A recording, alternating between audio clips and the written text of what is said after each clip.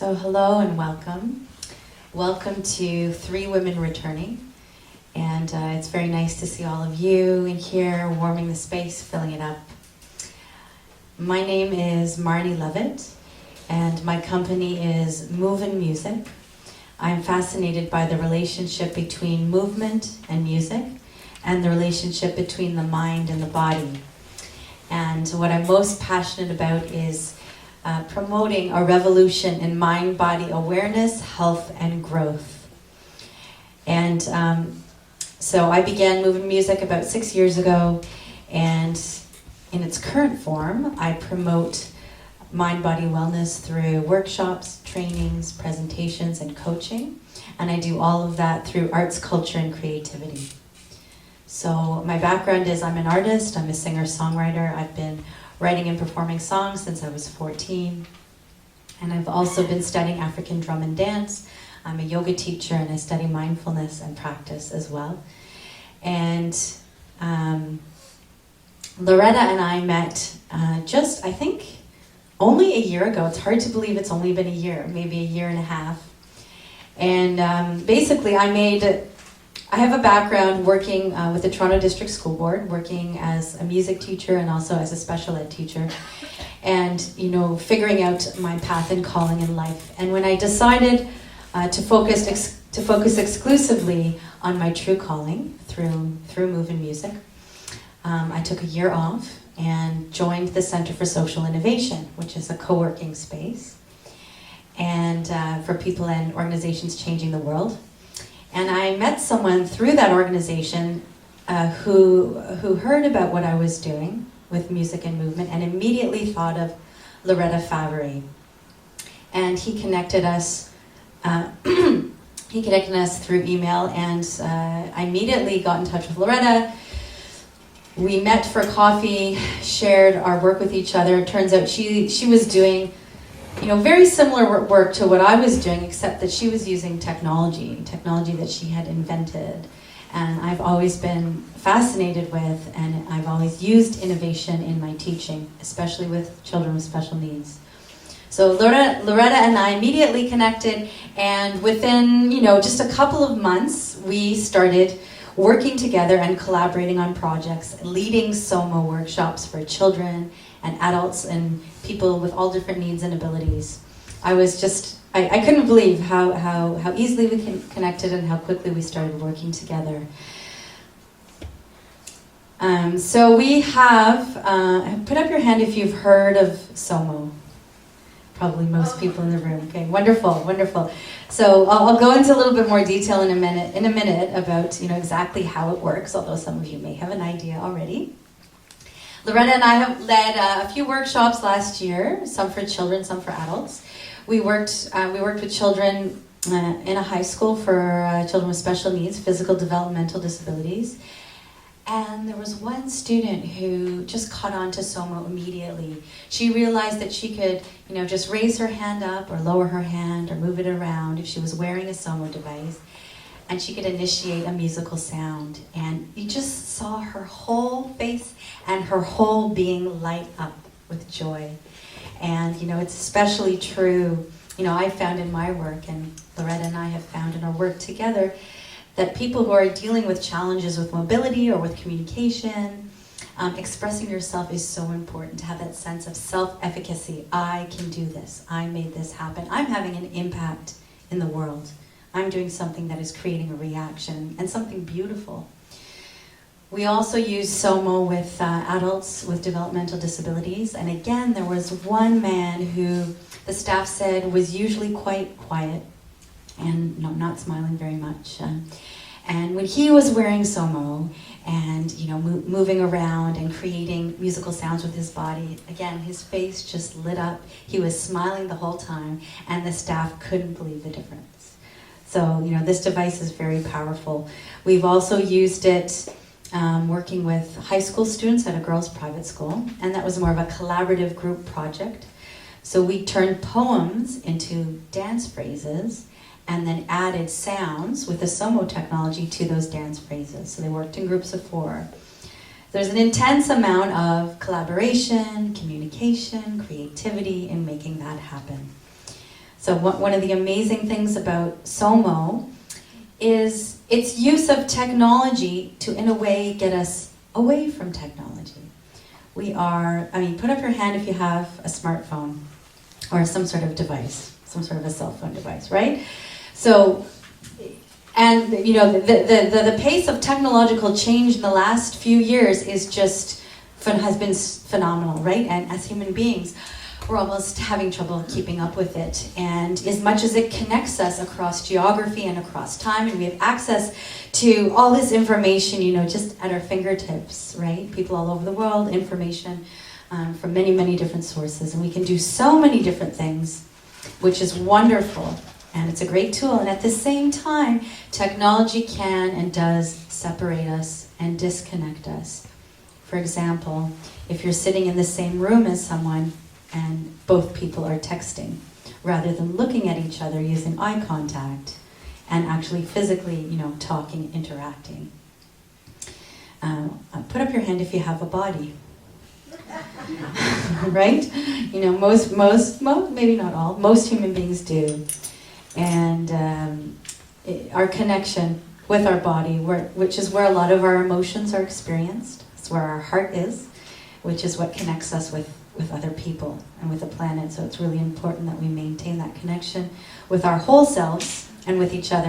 And SOMO is one of those really cool, awesome, innovative technology devices that reminds us that the purpose of communication is real, genuine human contact and expression and exploration. So that's part of the reason why I'm in love with SOMO. And I'm also in love with Loretta Faveri, who is the creator of SOMO. I'll tell you a little bit more about her, even though many of you know her already. She is a Toronto artist and designer. Her studies in wearable technology at OCAD University and her background in music and dance led to the creation of SOMO, a wearable sensor that turns body movement into music. What started as a school project has now grown into a business offering unique movement workshops that inspire creativity and well-being in people of all ages and abilities. And I know from personal experience what a gifted artist Loretta is and what a wonderful friend she is. And she's one of those few people I've come across who I can say I am genuinely collaborating with. We really have a nice flow between us, and I can see that in the way she works with a lot of people. Can somebody tell me how SOMO works? Who knows how it works, technologically speaking? Anybody have an idea? Yeah. You create sound through movement. That's right. So it turns body movement into music. How does it do this? Exactly how? You can start with what it looks like. Who knows what it looks like? What is it actually? Right. It's a transmitter. It's similar to a radio transmitter. So it's a little rectangle, little transmitter. You can put it into a wristband, and then I'm going to put my clipboard down. Just excuse me. So you can wear the device in a wristband, or you can put it into a wand that you hold. So when you move your arm, if you're wearing the wristband or if you're holding the baton, the movement will be transmitted into data, which is sent by wireless signal, much like a radio signal, to a receiver, which Nick has one of those plugged into his laptop right now. So it's transmitted into a receiver, and the software in the computer converts or translates that data into electronic musical sounds. Okay, so we have the sound of a cello, sound of a violin, sound of a piano, different sound effects. So that's basically how it works. Does that make sense? Does anybody have a question about that? About what I just said? Check for understanding. Okay. So without further ado, let me just grab my clipboard again.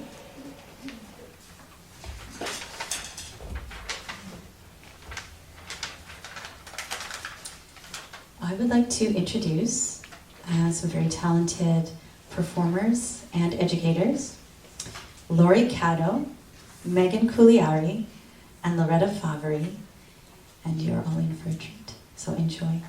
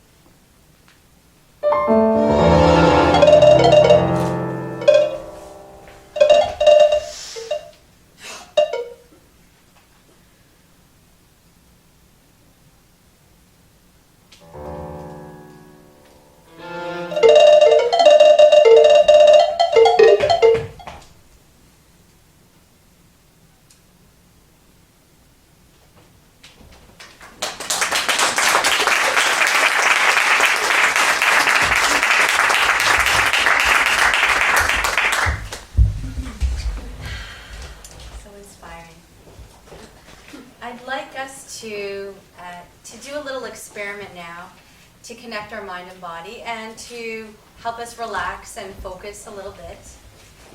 As I said, I'm a yoga instructor and I also teach mindfulness. Put up your hand if you've ever heard the word OM before. Okay, hand down. Put up your hand if you've ever said the word OM before. Okay, awesome. We're gonna play with this word a little bit tonight. So right now, we're gonna do a little experiment and see if we can OM for 5 seconds with only one breath together. So put up your hand if you think you can do that. All right. So let's sit up straight to give our lungs lots of room to fill up with oxygen. Both feet flat on the ground, shoulders down. Let's put our hand on our stomach. Feel the air going in. So let's take a deep breath in. And let's OM.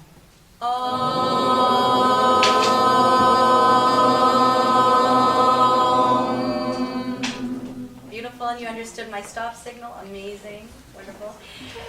Put up your hand if you made it to 5 seconds with only one breath. Awesome. Put up your hand if you almost made it to 5. All right, we all made it. Okay, let's try a little bit longer this time. We're gonna try 10. Put up your hand if you think you can say OM for 10 seconds with only one breath. All right. And I want to also see if you can notice, I want you to see if you can notice any vibrations in your body while you're saying that OM. Okay? OM is kind of like an internal massage for your body and mind. Okay, so let's sit up straight again. Hand on your abdomen. Take a deep inhalation, breathe in. And let's go.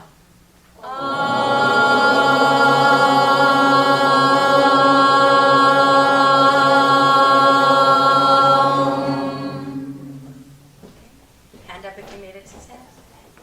Hand up if you almost made it to 10. That's great. Trying is the most important thing.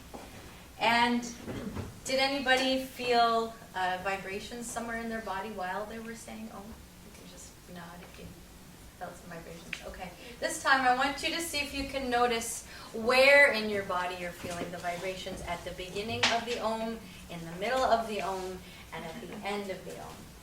So we're going to try 15 seconds with only one breath. Okay?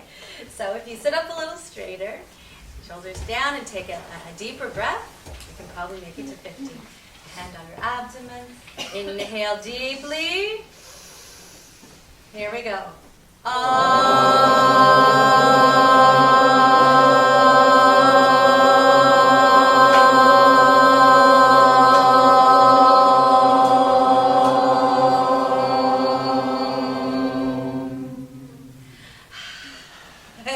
Hand up if you made it to 15.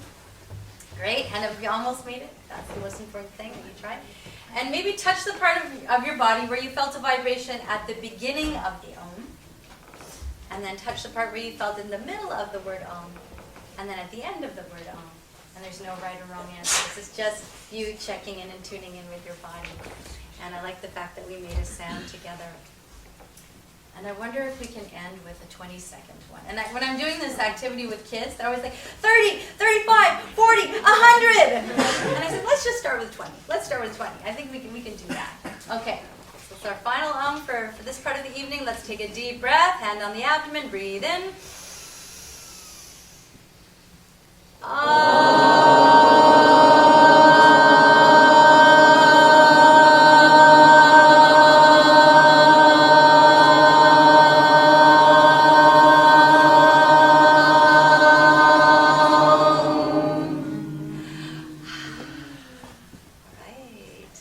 And give yourself a silent round of applause.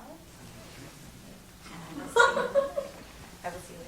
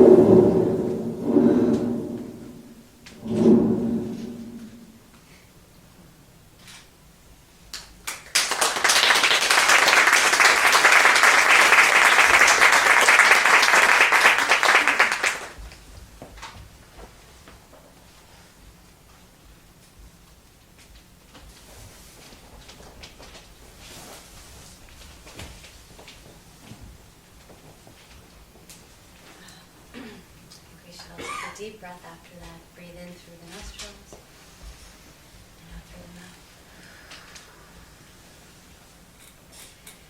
So I'd like to continue to play with the word Om with an interactive game called Om Conductor, which was inspired by another game that I saw a colleague of mine do with drums. And we're going to play with the volume of Om and the pitch of Om. So I'll be the conductor first just to demonstrate. So I'm going to use hand gestures to, and you guys are going to be the Om orchestra and I'm going to be the Om conductor. So when I open my hands, we're going to make the Om louder. When I bring my hands together, we'll make the Om softer. All right, so let's take it deep. And just, it'll be like a continuous flowing Om, so you might have to keep taking breaths. So breathing in. Here we go.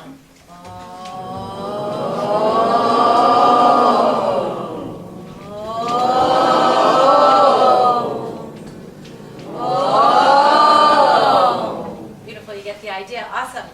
And now I'm going to play with the pitch of Om. So it could be high or it could be low. And you may find that naturally the volume goes up and down along with the pitch, which is fine. Okay, so when my hand is low, we're going to Om low. When my hand is high, we're going to Om high. Take a deep breath.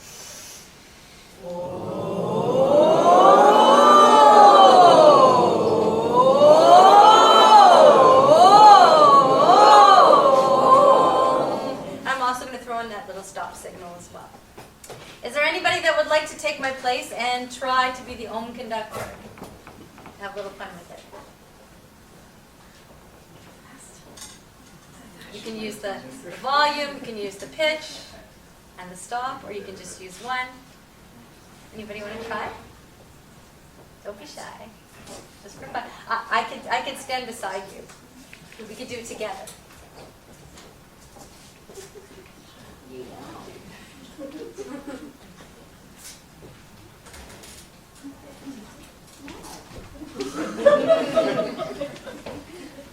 All right, so I will continue to be the conductor. If you feel called to replace me, just put your hand up. I'll do maybe a couple more times. So let's take a deep breath.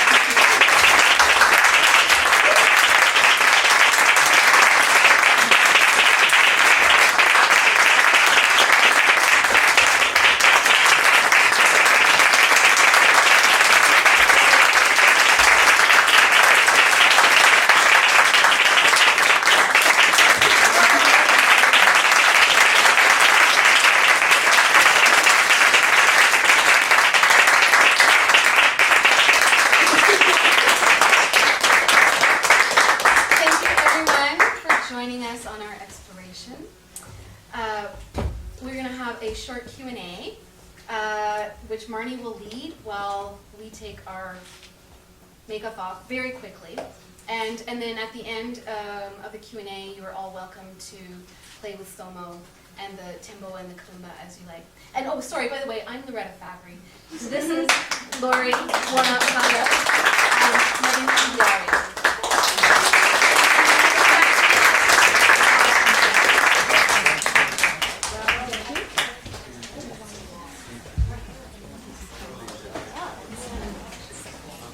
Are there any questions? Feel free to ask me. Yes? How did all three dancers meet?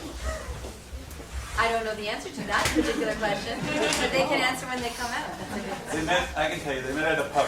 They just got on look it up. At a pub? They're old friends, high school. Yeah. How many different sounds does SOMO make? That's a good question. Well, yeah. 1,600,000. How many are in 12. 12. Yeah. And you can choose the different keys and scales and the speed Oh, at which okay. it plays them. So there's a huge range. Yes. So how do you lace the sounds up? with the transmitters? Sorry? How do you link those sounds up with the transmitters? With an FD radio right here. There's a receiver in the laptop. Yeah? And so they each have an identification? Yeah. The numbers, they're numbers, 1 to Dancer 4. 1, 2, yeah. Hi. Any other questions about SOMO? Yes. At the very beginning, when Megan was out here, I could hear sounds coming from her, but I couldn't relate them to Megan. Is it possible that you were generating sound without it coming from Megan? What were you hearing? That pop sound. Wait, this? Dancer 1. Dancer 1? Nice. At Yes. the very beginning. Can you Move your. Is it on?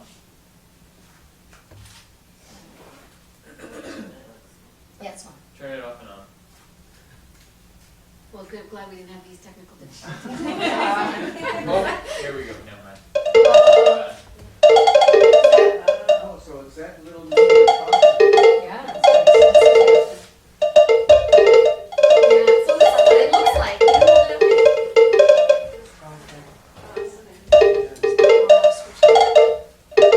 It's noisy. Okay, I'll turn it down.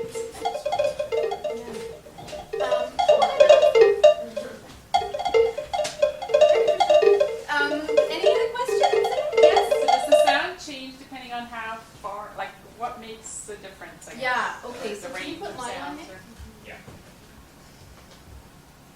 Okay, so when my hand is in this position, that's the lowest note of the, are we in the, what scale are we in? Key of D pentatonic scale. Key of D pentatonic scale. When I lift my arm up, that's the highest note of the scale. Lowest note. Anything in between? Can you do the scale? No, it's not that precise, and I kind of like it that way, so that as a dancer and you're moving, you're not thinking too much about what note you're playing, just that you're getting a range of notes that are different, and depending on how you move, so you're not always going to get the same sound every time you move. But it's going to single note volume. Yes, yes, and you can also change the speed of the playback. So right now, what chevron Second is it? fast. Second So fast. we put it on the slowest. It's harder to tell. It's easier to tell a percussion. So Yeah. here. That's Do the fastest now? okay. That is the fastest? No. Now it's the fastest.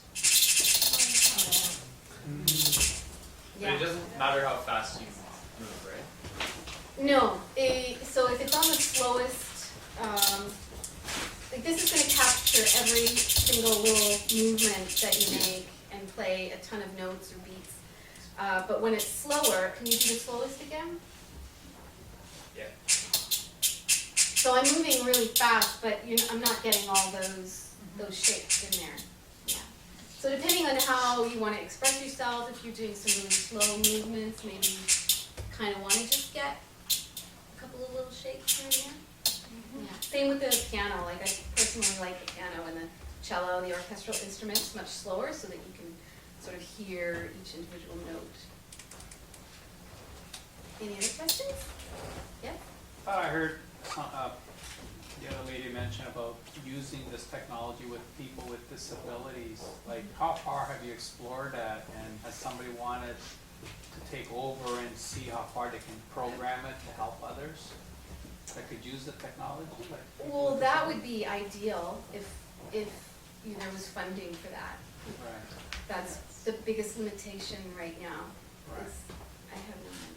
right. So you had, nobody's approached you with some sort of interest or to want to? There's been a lot of interest, but it's usually people saying, you should hook up with this organization, you should hook up with that organization. Getting a way in is not always super easy, and then even then, if there is a way in, it's who's going to pay for that research. Right. Yeah. It seems like a great tool. If it could help somebody, it would be amazing. It is. Yeah, I think, you know, if I continue to pursue this, hooking up with a graduate student who's doing research, that could be very useful, because then you can do clinical studies that are meaningful in the community, like, for example, music therapy or dance therapy.